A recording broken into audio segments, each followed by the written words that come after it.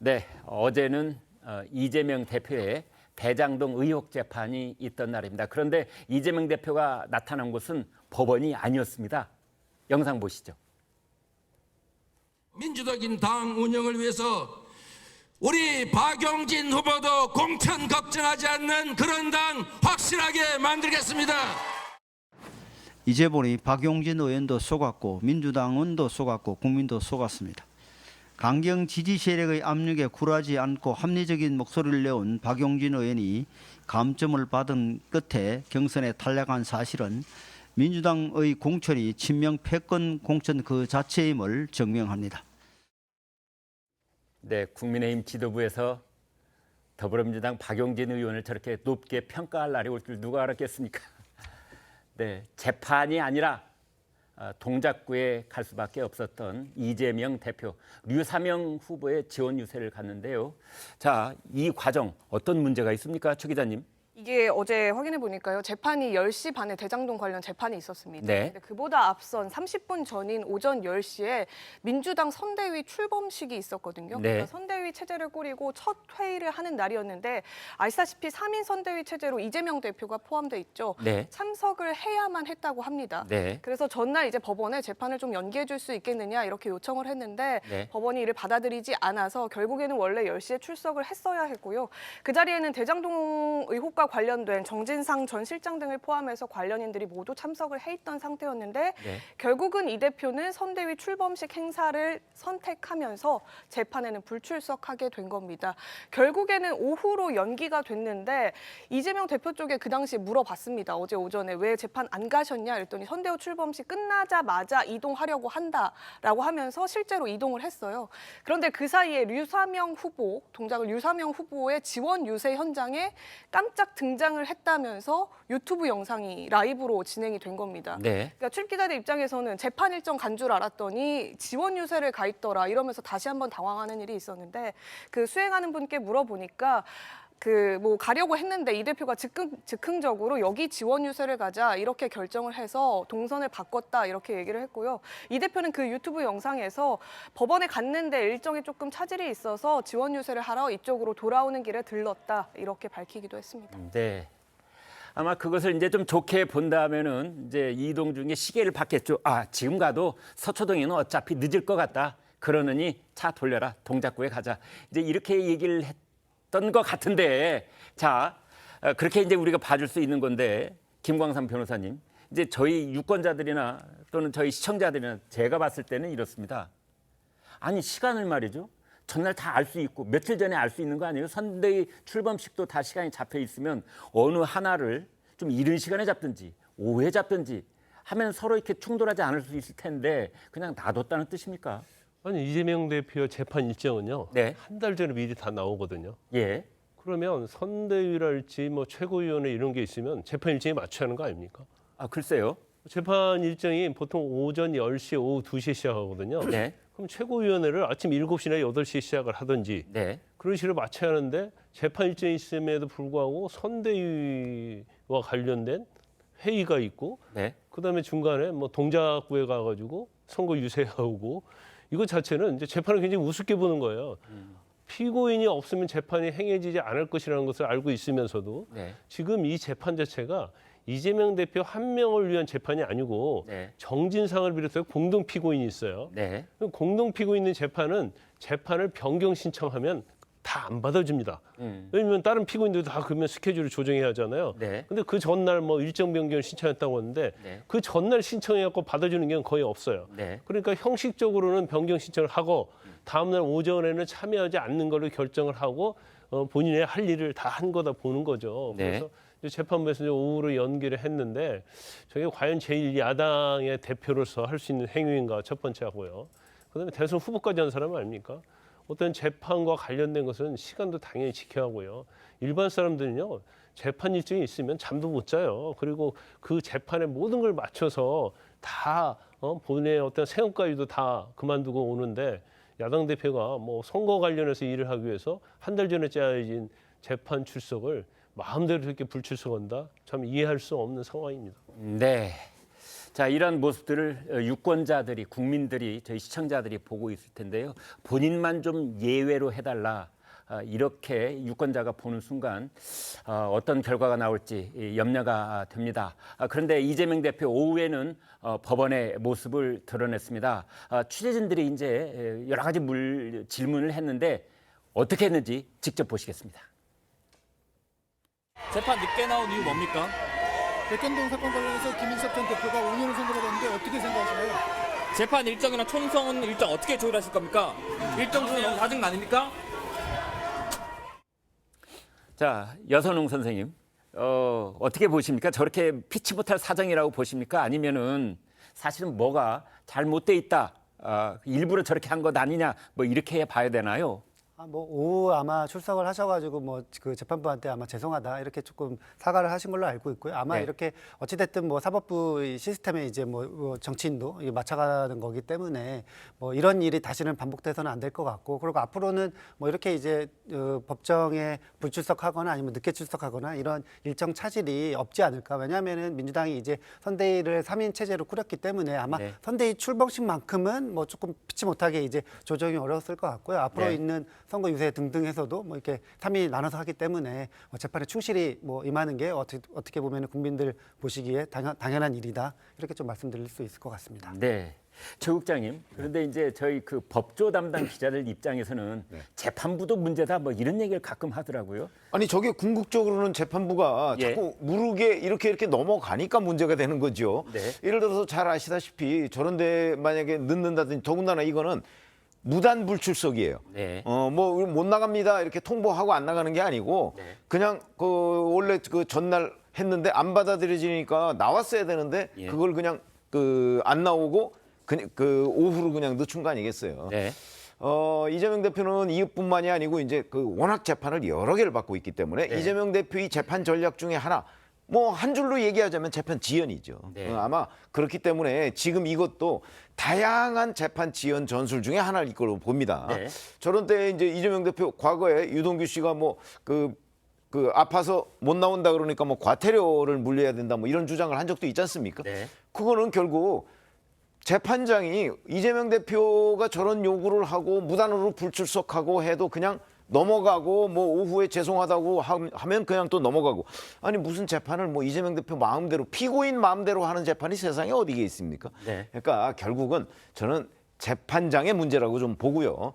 앞으로 2027년에 이제 대선이 또 있는데 네. 그때까지 이재명 대표는 아마 변호사들도 상상할 수 없는 정도의 그 무슨 재판 지연 전술을 쓸 걸로 저는 봅니다. 개인적으로. 근데 그런 전술에 지금 일단이 드러났다, 저는 이렇게 봅니다. 네, 김 변호사님. 일반적으로 저렇게 상습적으로 만약에 재판을 불출석하면 영장을 발부합니다. 네. 구속 상태에서 재판을 해요. 그래서 만약 일반 피고인이었다고 하면 첫 번째, 두 번째 불출석하면 재판장이 경고할 거예요. 네. 계속 이런 식으로 재판에 불출석하면 당신이 영장 발부할 수밖에 없다. 네. 그리고 실질적으로 그 다음에 만약에 불출석하면 영장을 발부합니다. 그래서 구속 상태에서 재판을 받게 해요. 네. 근데 이재명 대표는 야일당 대표지 않습니까? 네. 여러 가지 지금 지위에 있어서 특권을 누리고 있는 거거든요. 그러니까 재판부에서 할 수 있는 가장 강한 것은 영장 발부밖에 없는데 네. 지금 계속적으로 구두로만 해봤자 저를 계속 유발하면 방법이 없는 거예요. 왜냐하면 피고인이 출석하지 않으면 재판을 할 수가 없으니까. 형사 법적으로. 재판은 그렇죠. 그리고 형사 재판은 어쩔 수 없어요. 네. 공직선거법 위반 빼놓고는. 네. 그러니까 사실 재판부 입장에서는 이거 영장 발부해서 구속시킨 상태에서 재판을 할 수도 없고, 그렇다고 해서 계속 구두 경고하는데 말 듣지도 않고 재판부도 굉장히 머리가 많이 아플 겁니다. 김 단장님, 지금 이재명 대표는 총선 전에도 이제 앞으로 남아 있는 그 법원 출석 일자가 몇 번 있어요. 어떻게 해야 됩니까? 일단 이게 다 예상된 일이고요. 예. 그래서 이게 이재명 대표 같은 경우는 여기서 정치적으로 좀 결단을 했어야 합니다. 그러니까 네. 이런 방식으로 법원에 불려 나가는 것이 나에게 대한 정치적 탄압이다, 이런 걸 부각시키려고 이렇게 하는지는 모르겠습니다만은 네. 우리 국민들이 가지고 있는 공화국 전체에 볼 때 사법부는 독립돼 있고 네. 사법 절차는 그 누구라도 공정하게 또 동시에 같이 치러야 되는 거니까 네. 이런 문제가 생기기 때문에 첫째, 이러한 민주당의 공천 과정에서 본인이 불출마를 선언하고 방탄이다 이런 이야기를 듣지 않으려면 이런 불출마를 통해서 이걸 해결했어야 하고요. 네. 그렇지 않다면 민주당 국회의원들이 180명이나 되고 그중에 정말 민주당이 취약한 영남 지역이라든지 이런 험지에 만약에 재선 3선의 국회의원들 한 30-40명 하면서 본인이 앞장서서 험지에 갔다면 또 그런 쪽으로 출마를 하더라도 이해가 하는데 네. 개항을에 가서 이렇게 한다면 이거는 이런 것 재판 과정 이런 걸 다 감수하겠다는 거거든요. 네. 그래서 그런 측면에서 감수한다면 성실하게 재판 받아야 된다 이렇게 생각이 듭니다. 네. 사실은 이재명 대표는 이제 자기 지역구라든지 또는 지원을 나간 곳에서 유권자를 만나서 대화를 나눌 때 보면은 재판 때문에 일정이 쫓긴다는 얘기를 늘 합니다. 그런 걸로 봐서 이재명 대표는 본인이 지금 3건의 재판을 받고 있다는 사실을 오히려 유권자들에게 더 부각을 시켜서 이제 그런 것이 자기에게 유리한 쪽의 국면이 되도록 하는 이제 아마 이런 생각도 가지고 있지 않은가 그런 측면이 있습니다. 이재명 대표 재판 차질이냐 아니면 선거운동 차질이냐 이제 이걸 봐야 되겠는데요.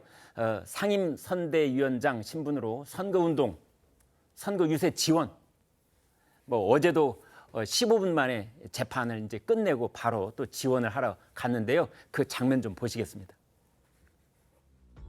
재판을 갔는데 또 재판이 좀 빨리 끝났어요. 예상과 다르게. 그래서 인천 서구울로 갑자기 번개 출동을 하게 됐습니다. 재판까지 있는 데다가 일일이 막 3중, 4중으로 겹쳐서 시간이 정말로 많이 부족합니다. 1분 1초를 정말 아껴서 한 표라도 더 해서 절대 져서는 안 돼요. 2호 1번 2호로 기억해주세요. 화이팅! 파이팅! 너무 예쁘게 나왔어요. 박준길입니다.